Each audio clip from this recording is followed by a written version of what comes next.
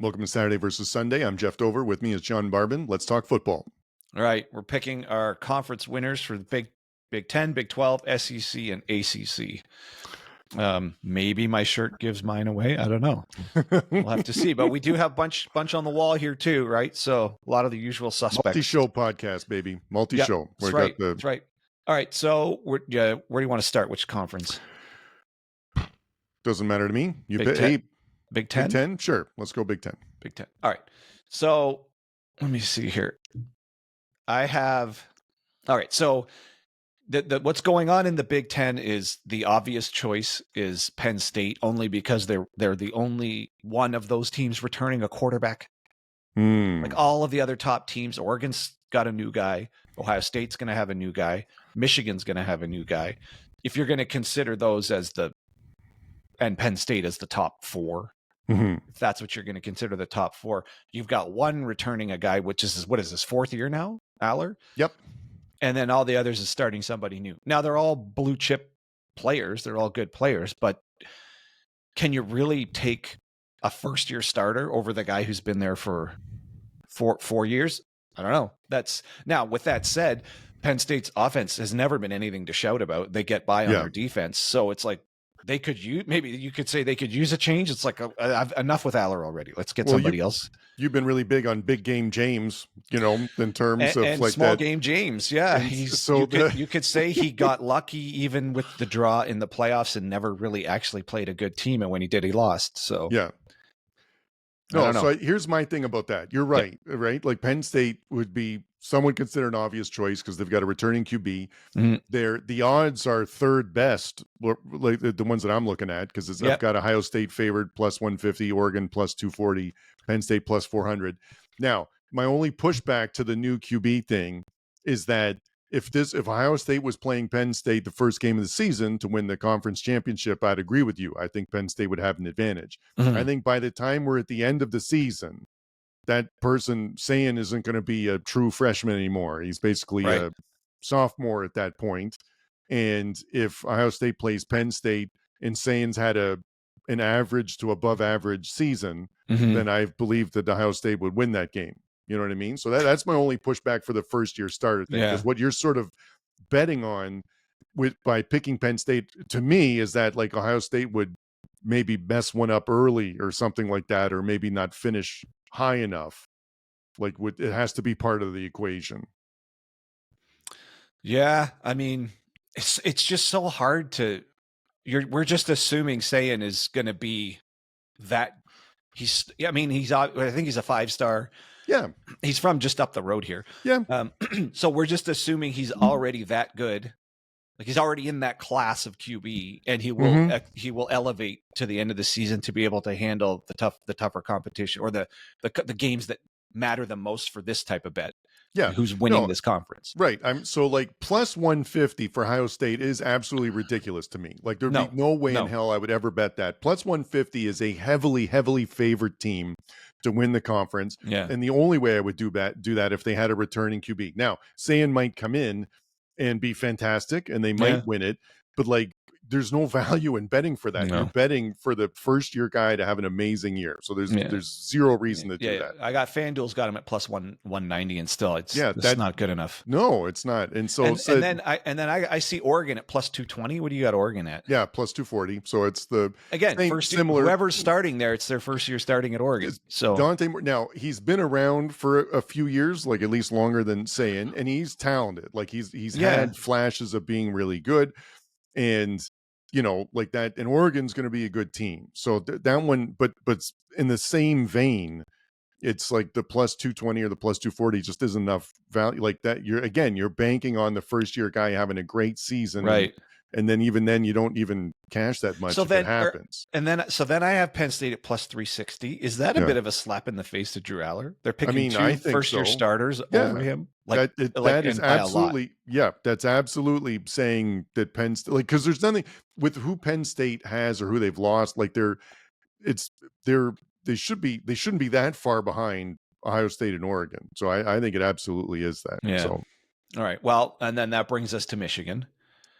And I got them at plus 750, and that's my pick. Yeah, I got plus 900. So we should absolutely, we should, and that was my pick too. So we should absolutely and so do Michigan's okay. So we're both picking Michigan. Yeah, because that is the exact same thought process of those other teams we talked about. It's going to be a first-year starter. Yes, might be good, but at plus 900, that's great value. And so, and there's no reason why that should be so different from the Oregon one. So I think the assumption there has to be that the Ohio State and Oregon wide receiver rooms are better than Michigan. I'm guessing that's what it is.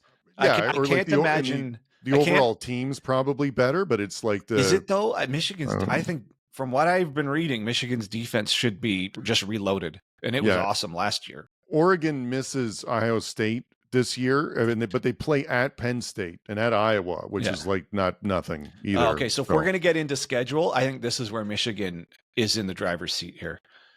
So they don't play Penn State and they don't play Oregon. So they're like they missed two of the stronger teams. Yeah. They obviously have Ohio State, but they have them at home. Yep.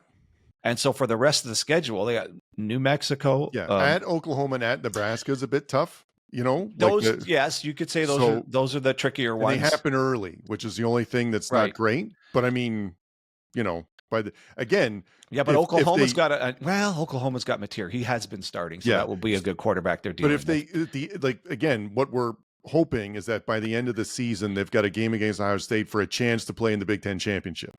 Right. So if that's the case, then he's played the whole season, and you know what I mean? So, but yeah. Yeah.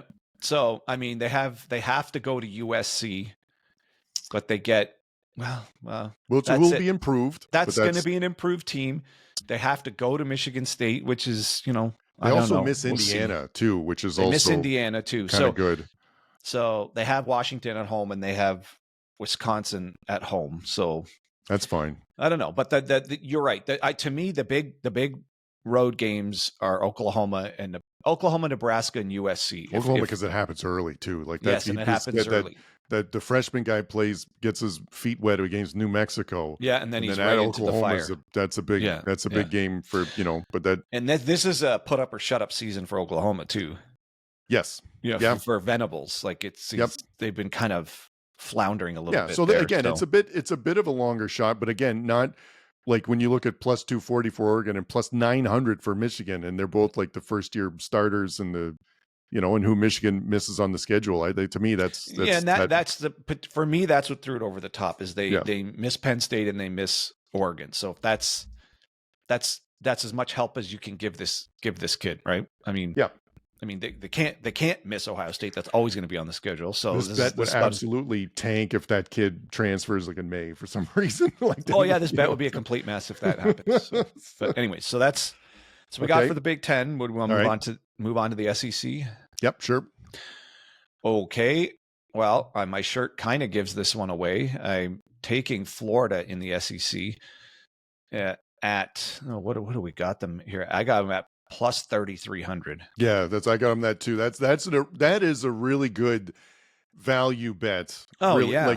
Because they're, if you think about like who has a better chance of finishing higher, it's like Tennessee, the teams that sort of play each other, like in the old East, like Tennessee, South Carolina, Florida, like to me, they shouldn't be that far apart in terms of odds, but the fact that South Carolina is plus 1,600 and Florida's plus 3,300 seems like a lot. Well, Texas, I got Texas at plus 230 again with a first year starter. Yes, his last name is Manning, but still, he's a first year starter. Mm-hmm. Like head to head, would you take Lagway over Manning in a game right now? Like, no way. Lagway has started multiple games and beaten serious SEC teams. Florida, Texas at a neutral site. First game of the season. Who would you take?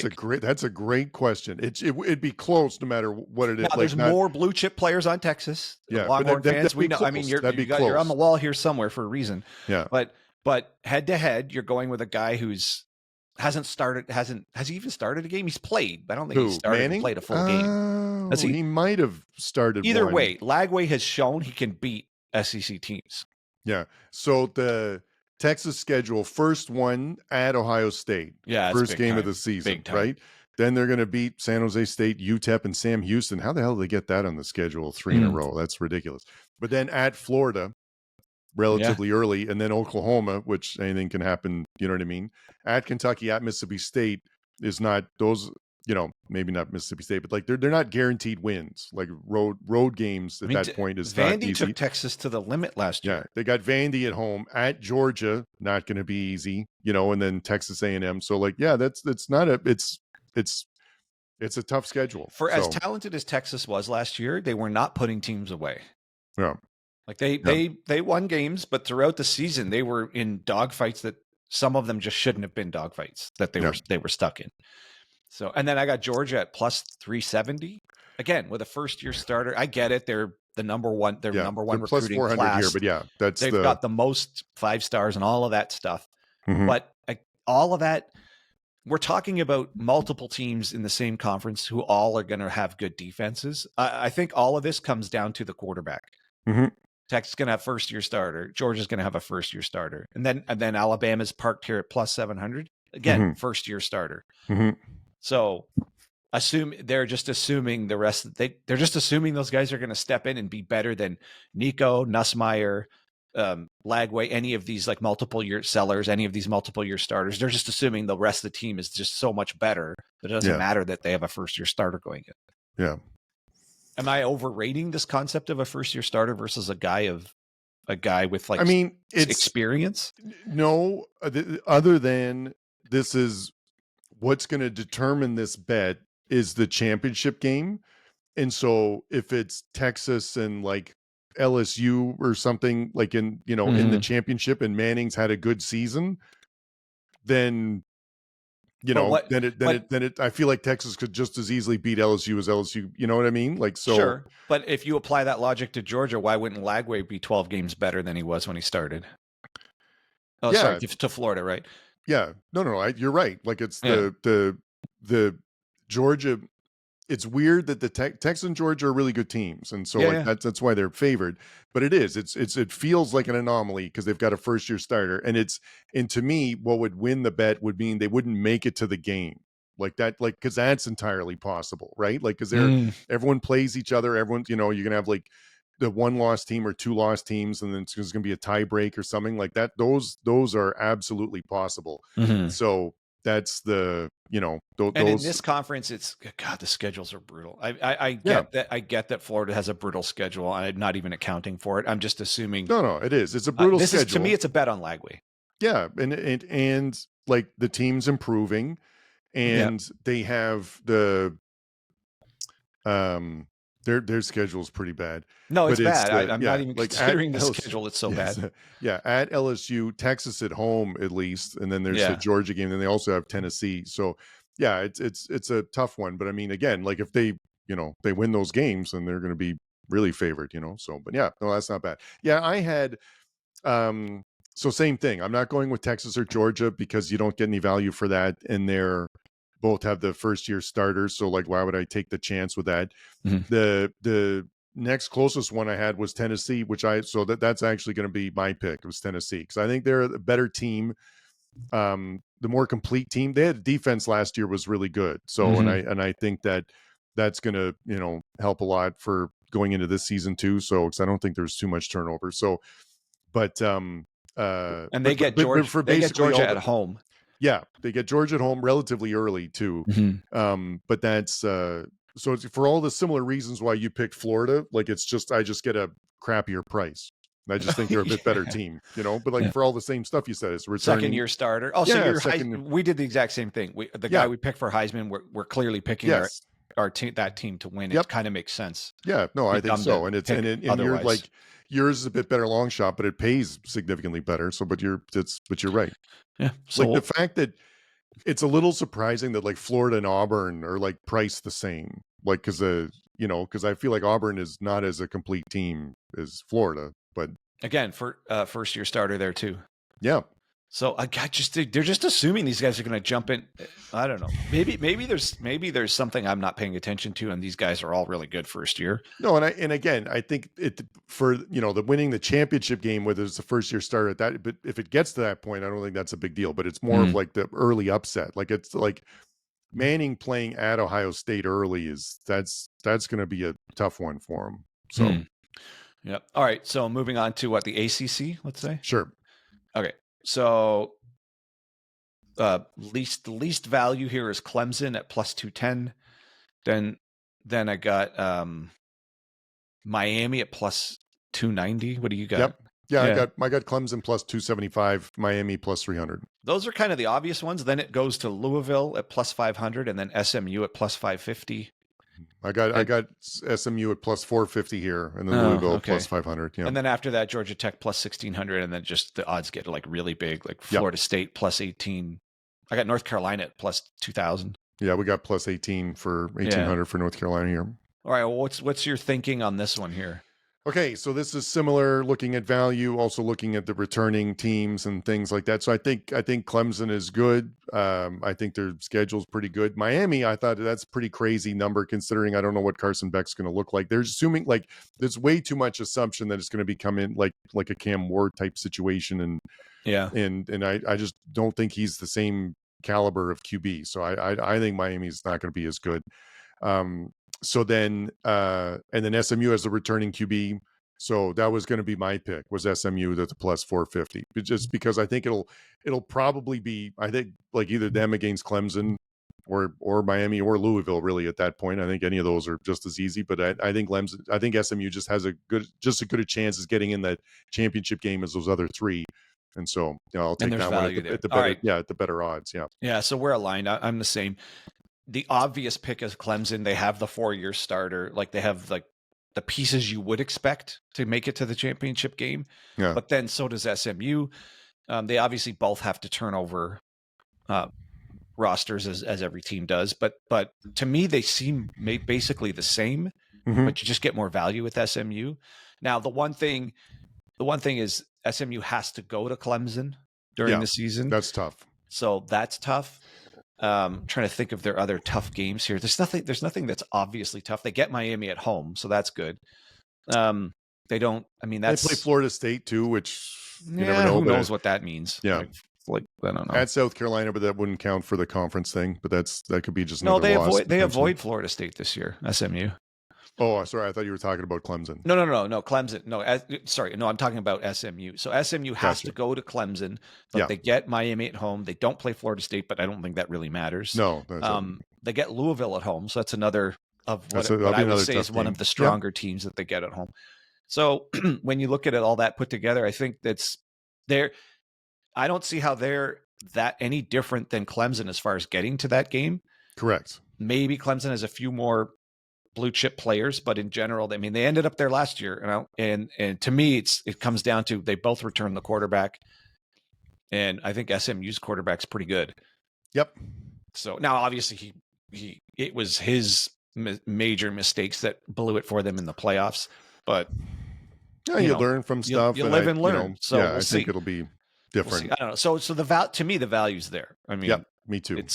I kind of was like, is it just obvious that Clemson's going to walk away with this thing? But I don't think so. No, it could be. I think it could be Clemson, SMU in the championship, and that could go either way. So, and there's too many question marks with Miami. It's just I think don't really know what you're going to get there. Yeah, and not to be favored like that.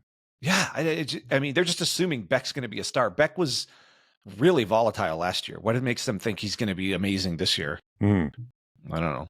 I mean, we could be dead wrong, but that's I don't know. That's where we're going with that one. There's not much else to say about that conference. I just don't know enough about the rest of the teams to again, they're all so many of them. It's going to be a new quarterback. I'm just sticking with what's obvious with the returning quarterbacks. Yeah, and just for like in Miami, they've got I'm always worried about sort of what sets the tone for like a tough first game. So like it's going to be Beck's first game. They're playing Notre Dame first. Yeah. Which is going to be a tough game, So if you lose that, it's sort of this. What does that mean in terms of momentum and stuff going forward? Like they play Bethune-Cookman in South Florida after that, so those will be wins. And then it's a tough game against Florida, then at Florida State. Like that's not an easy stretch there, and then Louisville after that. So, it would have been good, and they end with like NC State, Virginia Tech, and Pitt, like, and that would have been better to have those earlier, I think. Like that's a weird time to play Florida, September 20th. I know. Now they get them at home, but Florida's the stronger team there, and it's an odd time to be playing that strong of a team out of conference. Yeah. Like, after and playing to follow these that up other with teams. at Florida State too, like that. So they get hit not... with Notre Dame and Florida right out of the gates. I mean, they could take two. And then Florida State and Louisville. Those are 3 big games like in a row, which is they could take 2 real ugly losses in the first 4 games. Yeah, and that might affect their confidence moving forward. And then they got to go they have to go to Florida Dallas State to play and at SMU. Yeah. So it doesn't add up very well for them.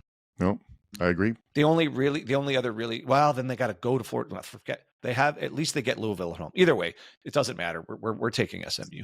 Yep. Okay, moving on to the Big 12. Yep. Let's have a look at what we got going on in the Big 12.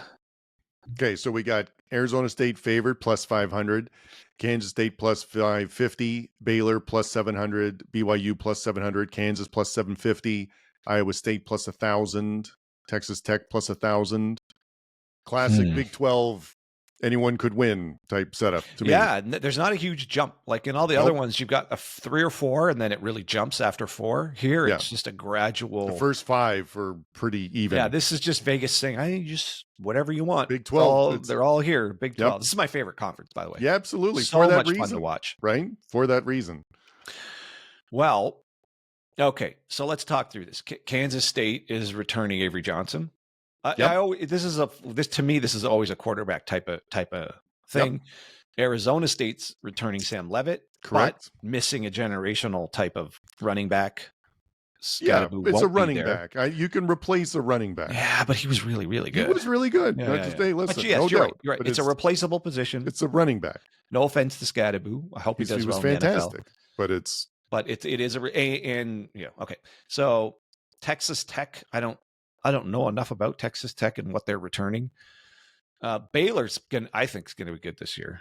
Yeah, it's a little surprised to see them that high. I thought, didn't they? I should have looked more into this. Did they lose their QB, or is it the same one? Is it? I thought that guy transferred. I might be wrong on that. I can't remember who's going to be playing QB there, but they should be strong this year. And then BYU Retzlaff is back. Yeah, they'll be good. There could be some value at I see them at plus 800 here. Yeah, BYU here is plus 700. Yeah. And then I got Kansas at plus 800. And so Baylor had Sawyer Robertson last year. QB, he was a junior, and he threw for 3,000 yards.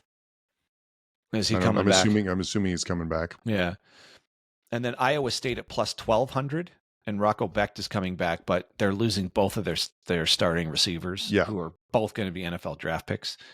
So I don't think that's really hard to replace, like two players that good. I think they both went over 1,000 yards last year. Mm-hmm. Utah, we don't know who's starting there. So then the rest, I don't know. I don't see any. I don't know about TCU or Colorado. I got them both at plus 1,600. Yeah, I don't know who's quarterbacking for Colorado yet. So no. So okay. So to me, the value here is Kansas at plus 800. Ooh, interesting. Okay. Just because Jalen Daniels, this is his 4th year. Yep. And he's got the dual threat Heisman type of toolbox. Mm-hmm. Now he's a bit of a gunslinger, and last year, the first half of the season, he just couldn't resist throwing the ball at the other team. Mm-hmm. But when he got his act together, they looked pretty good. I mean, remember they just pounded. Mm-hmm. They just pounded Colorado. Now Devin Neal won't be there, but that offense can go.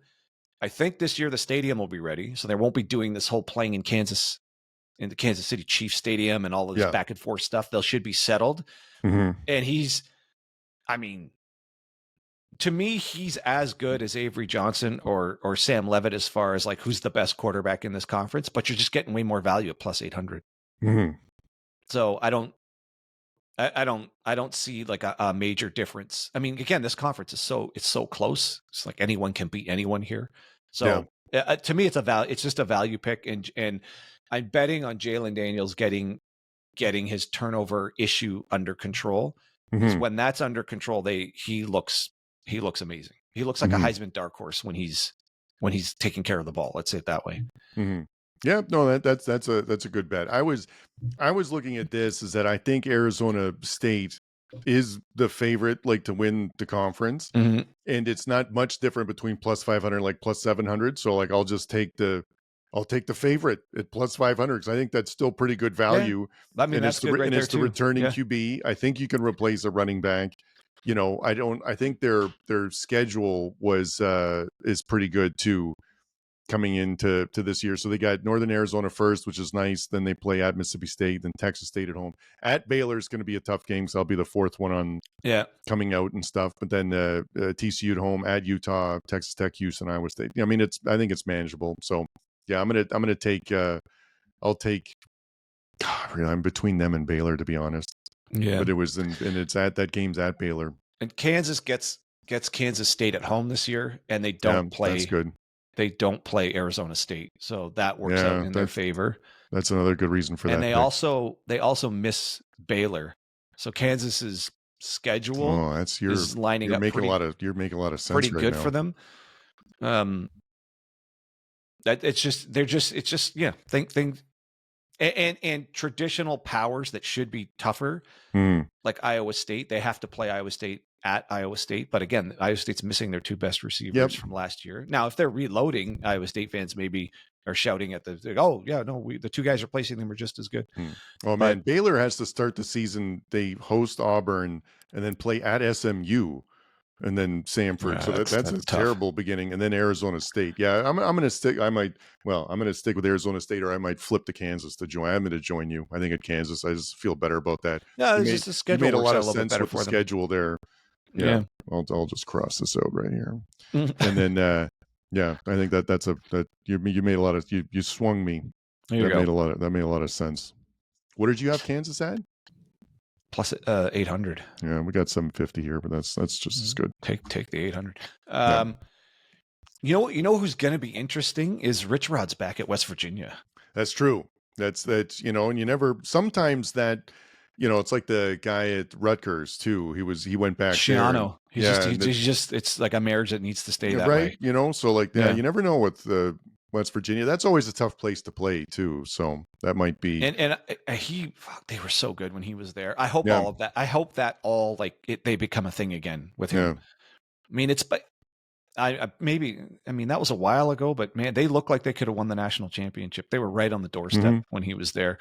So really good value at plus 3,300 too. So yeah.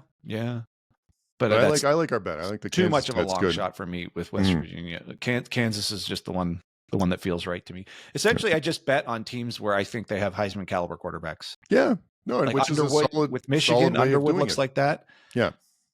That's just, they all look like that. All right. You got anything else? Wraps up our conferences. That's conferences. All right. Next show, we're going to do our picks for the national championship game. All right. We'll catch you later.